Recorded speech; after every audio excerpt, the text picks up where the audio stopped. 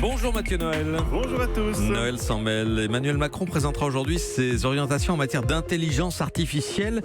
Et le rapport remis par Cédric Villani hier est clair, l'intelligence artificielle, c'est l'avenir. Indéniablement, Patrick, il faut s'y préparer. Et heureusement, s'il y a une radio qui a déjà un pied dans le futur, c'est bien nous. France, cher pays de mon enfance. Et oui, avec l'an 2000 qui approche à grands pas, il est temps d'anticiper les bouleversements colossaux qui découleront forcément des progrès de l'intelligence artificielle qui va révolutionner certains métiers et qui en a déjà révolutionné d'autres. Aussi, je note cette bévue du journal Le Parisien ce matin qui titre, je cite, « Bientôt votre banquier sera un robot ».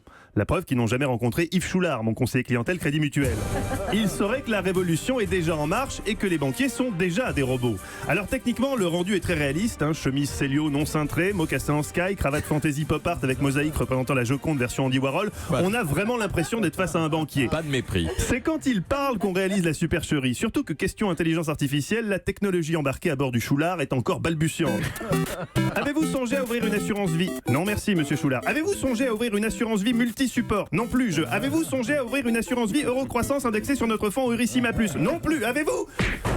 Oh, j'ai cassé Choulard. Non, pour l'instant, ça reste approximatif. Mais à terme, l'intelligence artificielle va chambouler le marché de l'emploi. Des professions vont se créer, d'autres, fatalement, vont disparaître. Chroniqueur économique, par exemple. Bon, un algorithme bien ficelé, on pourra se passer d'Axel de Tarlet. D'autant qu'un algorithme sait rester poli et ne prend pas ses aises comme s'il était chez mamie, lui. Ces grandes marques mondialisées de bouffe, D'alimentation, voilà.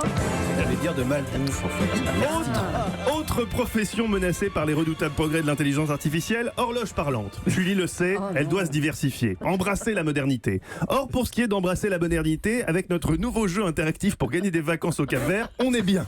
On est très bien. J'espère juste qu'on n'est pas trop en avance et que les gens sont prêts, quoi. Vous restez à l'écoute, il y a un petit signal.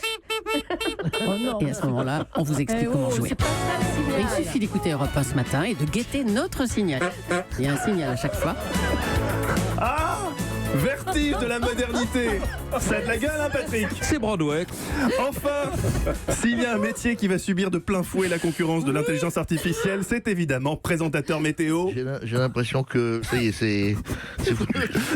Oui, conscient que les jours de sa profession étaient comptés et n'ayant plus rien à perdre hier, après 30 ans de supercherie, Laurent Cabrol a donc tout avoué. En fait, il n'a jamais payé l'abonnement à Météo France. Il bricole dans son coin, au pifomètre. Sur la moitié nord, 10 à 12 degrés. Sur la moitié sud, entre 14 et 16 degrés. Je précise que tout ceci, c'est ma sauce à moi. Donc ça n'engage que moi. Et oui, Patrick, c'était sa sauce à lui. Telle est la saisissante confession de celui qui restera dans l'histoire comme le Madoff du Cumulus. Midi en quelques mots, Mathieu Noël. Deux thèmes à midi, crise au service des urgences avec Gérald Kierzek, le docteur Kierzek. Et ça sert à quoi l'école maternelle? On reviendra sur la réforme de l'école maternelle avec Virginie Salmel. Europe.